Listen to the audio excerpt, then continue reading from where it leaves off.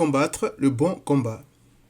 Nous avons tous des combats à mener dans cette vie, mais le seul qui vaut vraiment la peine, c'est, selon l'apôtre Paul, celui qui consiste à saisir la vie éternelle. Il a dit à Timothée, combat le bon combat de la foi, saisis la vie éternelle. 1 Timothée 6, verset 12.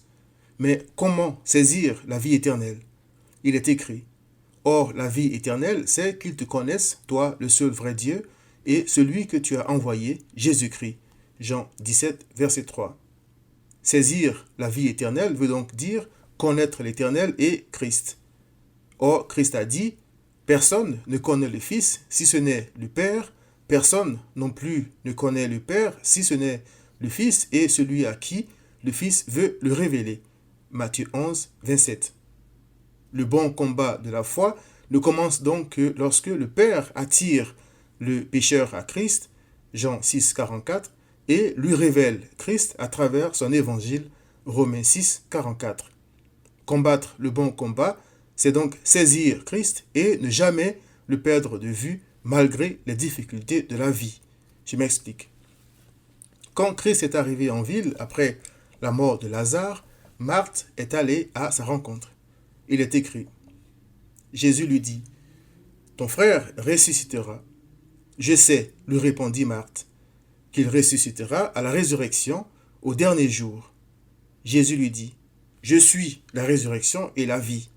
Celui qui croit en moi vivra quand même il serait mort, et quiconque vit et croit en moi ne mourra jamais. Crois-tu cela? Elle lui dit, oui, Seigneur, je crois que tu es le Christ, le Fils de Dieu qui devait venir dans le monde. Jean 11, 23 à 27. Le chagrin avait fait oublier à Marthe que son frère était vivant en Christ.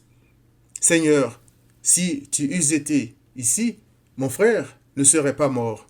Jean 11, 21 avait dit Marthe au Seigneur. Il est écrit, nous donc, courons avec persévérance dans la carrière qui nous est ouverte, ayant les regards sur Jésus. Hébreux 12, versets 1 à 2. Combattre le bon combat pour Marthe consistait donc à garder les yeux sur Christ malgré le chagrin et les moqueries de certains juifs qui croyaient que Christ avait été incapable d'empêcher Lazare de mourir. Jean 11, 37. Christ était là pour soutenir cette croyante et sa famille. N'a-t-il pas dit « Et voici, je suis avec vous tous les jours jusqu'à la fin du monde » Matthieu 28, verset 20. Il a comblé Marthe de joie en ressuscitant son frère afin de donner aux croyants un avant-goût du bonheur qui les attend tous.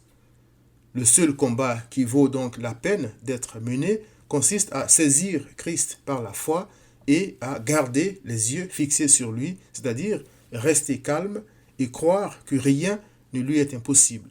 Psaume 46, verset 10. Cette foi-là vient uniquement de la parole de Christ. Romains 10, verset 17. Viens à Christ.